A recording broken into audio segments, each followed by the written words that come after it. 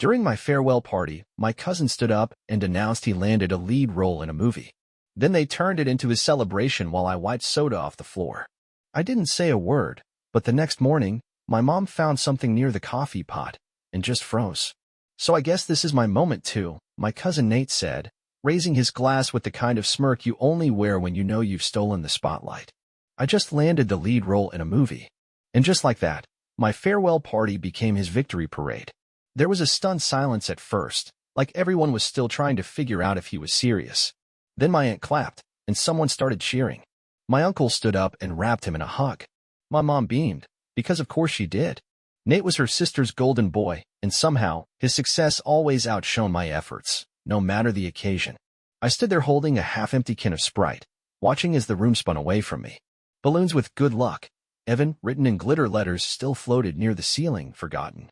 The cake, my cake, sat untouched on the table, the icing starting to crack. No one noticed when I disappeared into the kitchen, except maybe the dog, who padded behind me looking equally bored. Someone spilled soda in the living room. Of course, they asked me to clean it. Not Nate. Not his loud, champagne-drunk entourage. Me. And I did. Without a word. I wiped the sticky mess from the hardwood floor while they toasted his big break. My hand shook, not from anger exactly, but from something colder. Emptiness. Familiar. Heavy. The house was filled with laughter. Not for me. Not even about me. That night, I didn't say anything. I smiled politely when Nate winked at me and said, "You're next, man. Don't be mad I stole the show." I wasn't mad. I was done. But the next morning, something happened. My mom was the first one up. She wandered into the kitchen still in her robe, mumbling something about needing coffee. I was already packed. I had an early flight, and I didn't want another chance for anyone to forget I was leaving. And then she saw it. Right there next to the coffee pot, on the edge of the counter. Her hand froze mid-air, just above the cabinet. Her eyes locked on it like it wasn't real. She didn't touch it. Just stared. "Evan," she whispered, her voice brittle. "What is this?" I didn't answer. I just zipped my suitcase, stood up straight, and walked past her. She didn't follow. She just stood there staring at the thing I left behind. It wasn't always like this. There was a time, years ago, when I thought being the reliable one meant something. That if I just kept showing up, kept helping, kept doing what no one else wanted to do, eventually, they'd see me. Not as the backup plan. Not as the one they call when the other cousins are too busy. Just me. Evan. But I should have known better. I was 12 the first time my mother skipped my piano recital to drive Nate to a casting audition. He didn't even get the role. But I still remember waiting by the curtains, peeking through them, hoping she'd walk in. She never did. Nate got his first commercial gig at 16. A local burger chain. I remember my mom crying when she saw him on TV like he'd just won an Oscar. When I got into Columbia, she texted back, "That's nice. Let us know if you need help moving." I didn't. I moved myself. I always did. Over the years, I swallowed it. All of it. The quiet exclusions. The times they forgot to tell me about family gatherings. The birthday cards that arrived 2 weeks late, if they arrived at all. But I kept showing up. I thought being useful would earn me love. Spoiler, it didn't. When I landed a job offer in Berlin, my dream job, and announced I was leaving, it was supposed to be my moment. My parents insisted we host a small party at our place. To send you off right, my mom said. It felt weird. Too sudden. Too performative. But I agreed. I even helped set it up, cleaned the house, picked out the food, printed banners, bought the decorations myself. They all said, "You're being too extra." But no one else offered to help. No one cared what music I liked, or what cake I wanted. And then, Nate walked in, flashed his $1,000,000 smile, and hijacked the whole night. But that wasn't even the worst part. That came later, around midnight, after everyone had left. I overheard my mom in the kitchen, washing dishes and talking on the phone. "Honestly, it's probably for the best that he's leaving," she said. "Evan's just not the star of this family. Never was. Always so serious, you know? The Berlin job will keep him busy, maybe teach him to stop overcompensating." I didn't confront her. I didn't make a scene. Instead, I went to bed. And in the morning, I woke up early, packed quietly, took my last walk through the house. Then I opened the drawer where we kept old receipts and pulled out the envelope. I'd found it a week ago by accident. One of those moments where the universe gives you exactly what you need. It was a copy of my bank statement. Only, it wasn't mine anymore. Someone had been using my account to funnel money into Nate's acting career. Private coaching, headshots, even flights to LA. And the signature authorizing it? My mother's. There was also an email. Printed, folded, tucked in the back of the envelope. It was from her to Nate's agent, saying, "I'm wiring the funds from Evan's account. He won't notice, he never asks questions." So yeah, I left that envelope on the counter next to the coffee pot. No note, no threat, just the truth. I watched her face go pale as she read it. Watched her lips move as she whispered my name. Watched the horror dawn on her when she realized I knew, and that I'd known for days. I didn't say a word. I just opened the front door, dragging my suitcase behind me. But I'll never forget her voice trembling as I stepped outside. "Evan, wait." I didn't. Because for the first time in my life, I wasn't playing the quiet one. I wasn't being useful. I was being done. When I landed in Berlin, it was still dark outside. Cold wind licked the windows of the cab, and the driver hummed along to a sad indie song I didn't recognize. I should have been excited, starting a new life in a city I loved, a job that made all the sleepless years worth it. But I couldn't stop thinking about her face when she saw the envelope. And the text that came 5 hours later. "Mom, we need to talk. This is not what you think." Then another. "Mom, please come home. Let's figure this out. We love you." Then Nate. "Nate, dude, what was that? You're really gonna throw a tantrum over a couple $1,000s? Grow up." A couple thousand. They'd stolen over $14,000 from me. Quietly. Over the course of 2 years. And they knew I'd never question it. Because that's who I was to them. Quiet, predictable, generous, Evan. The safety net. The invisible scaffold holding the family stage together so the stars, like Nate, could shine brighter. Not anymore. I ignored every message. I didn't answer their calls. I focused on my job, on building a new life. For the first time, I was in a place where no one knew me as the extra cousin. Here, I was just Evan. And I loved it. But the peace didn't last. 3 weeks later, I got a call at work from a blocked number. I don't know why I answered. Maybe I was just tired of running. "Evan." It was my dad. I hadn't heard his voice in months. He sounded tired, like he was reading off a script someone else had written.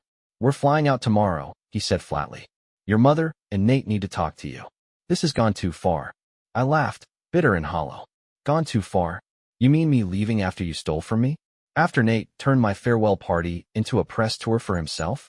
After you all stood around while I cleaned soda off the floor like a servant?" He sighed. "It was a misunderstanding."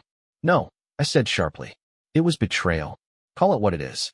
The next day, I got an email from my building's receptionist. "Hello, Evan. Your family arrived and left multiple messages for you. They asked to be let up, but we declined as per your standing request. They said they'll return tomorrow at 10 a.m. If you'd like us to intervene again, please advise." I didn't reply, but the next morning, I waited by the door. At exactly 10:07, there was a knock. I opened it. My mom, wearing a gray pea coat and that same practiced look of half concern, half control. My dad stood behind her, hands in his pockets.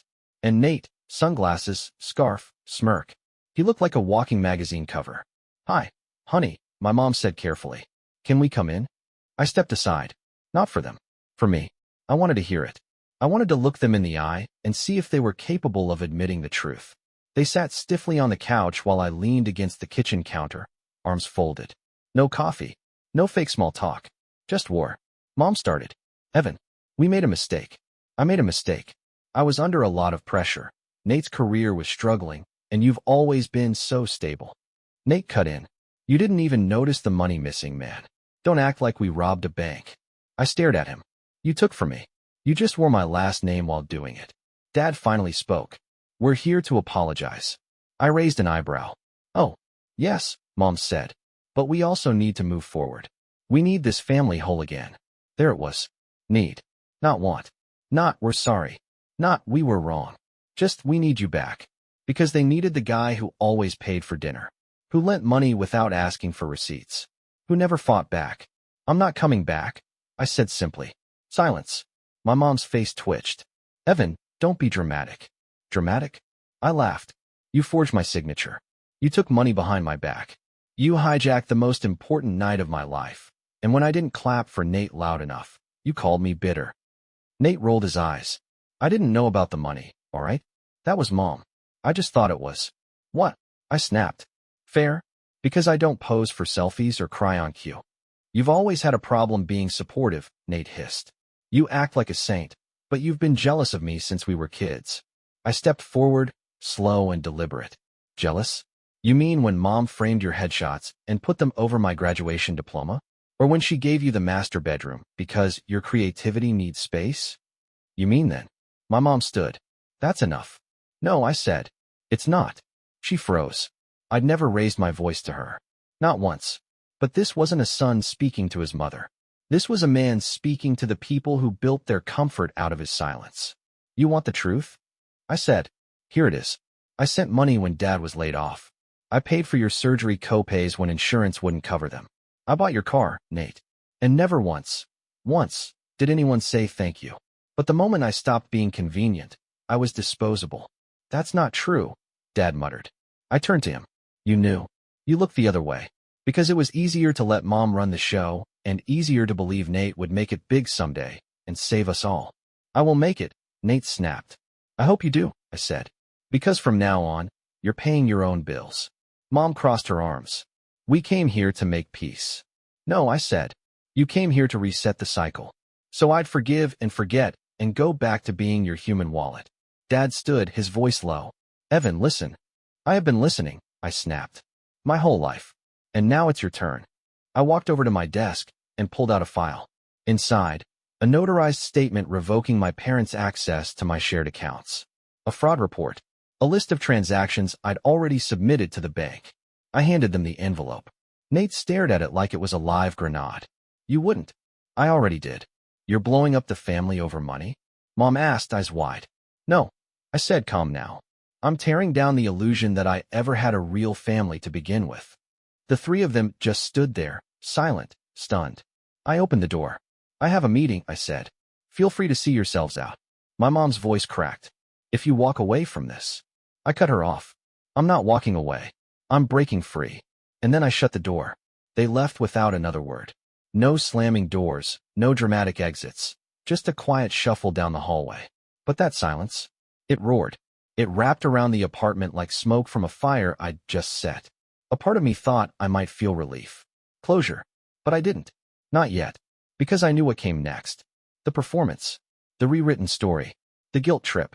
The manipulation. They wouldn't let me go quietly. Not when I'd finally become the villain in their version of events. It started that night. Mom, I can't believe you would do this to your own family. Dad, we flew across the world for you. Nate, you're overreacting. And then came the Facebook post. From my mother's page. We try to do everything for our children.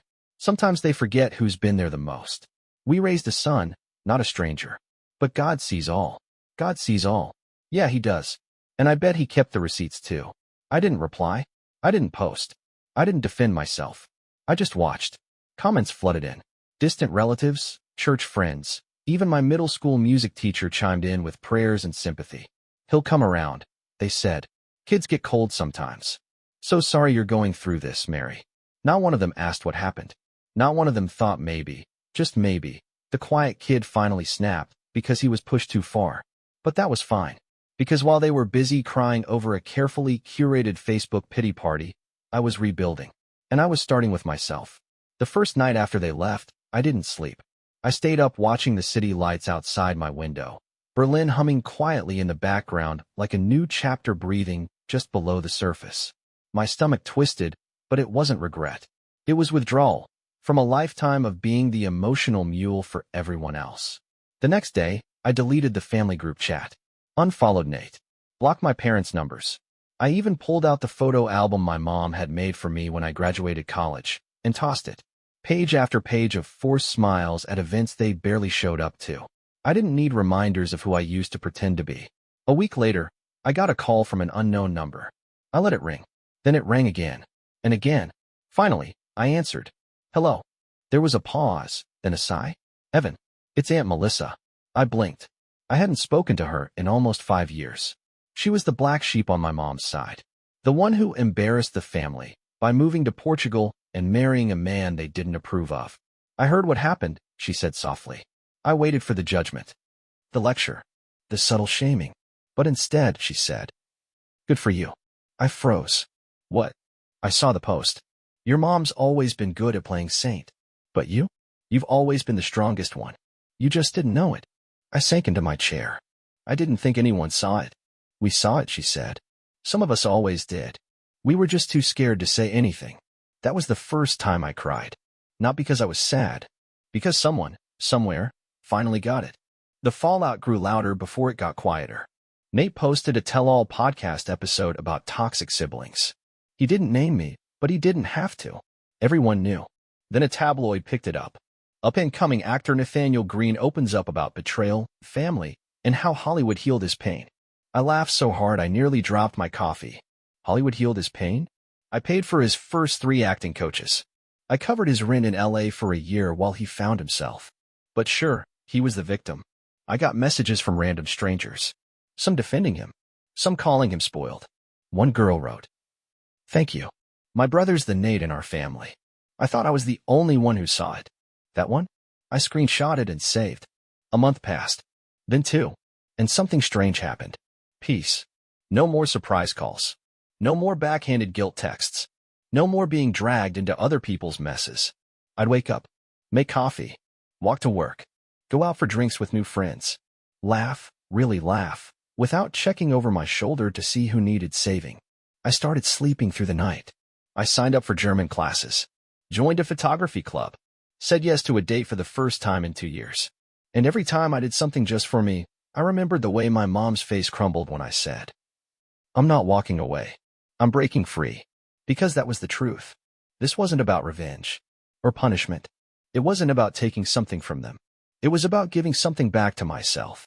Then came the final test. An email. From Nate. "Hey, just wanted to say. I get it now. Maybe not all of it. But enough. You were right. No excuses. No fake humility. Just that." He didn't ask for forgiveness. And I didn't offer it. But I replied, "Thanks for saying that. Hope you find your peace." That was it. The final page. And for the first time in my life, I didn't feel like a background character in someone else's story. I felt like the author. Sometimes I catch myself reaching for my phone. Instinct, I guess. To send a photo. A message. A joke only my family would get. Then I remember, there's no we anymore. And for the first time in my life, that thought doesn't sting. It frees me. Because I finally realized something no one in my family ever wanted me to know.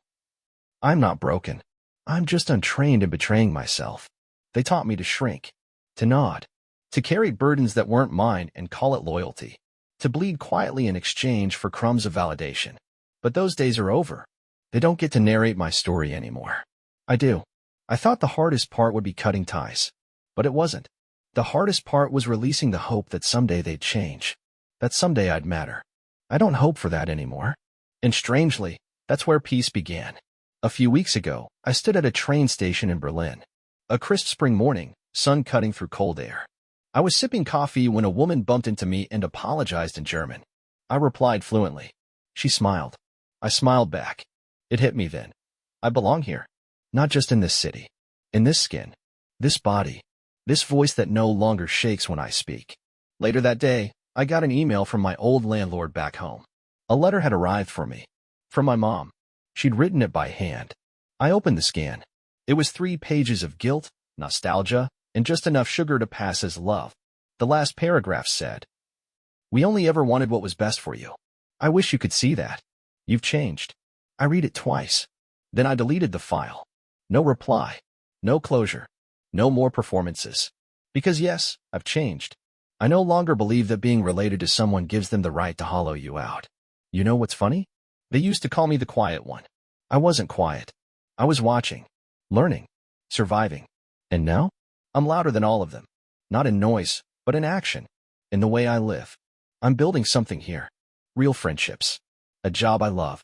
A home where I don't flinch when the phone rings. A version of myself that feels undeniably true. Last weekend, I hosted a dinner for new friends. We drank wine on the balcony, talked about music, books, stupid dating stories. Someone asked about my family. I smiled and said, "I had one once, but I upgraded." They laughed. I did too, because that's what healing sounds like. It doesn't always come with soft piano music and peaceful meditations. Sometimes it arrives as fire, closing chapters that were never safe to cross. This is my truth. I'm not selfish. I'm not dramatic. I'm not too sensitive. I'm not the villain in anyone's broken story. I'm the one who said no, and meant it. And if that makes me the black sheep, then I hope my will burns bright enough to light the way for the next quiet one. Moral of the story. You don't owe anyone your peace just because they share your blood. Being the strong one doesn't mean being the silent one. And sometimes, walking away isn't weakness. It's revolution.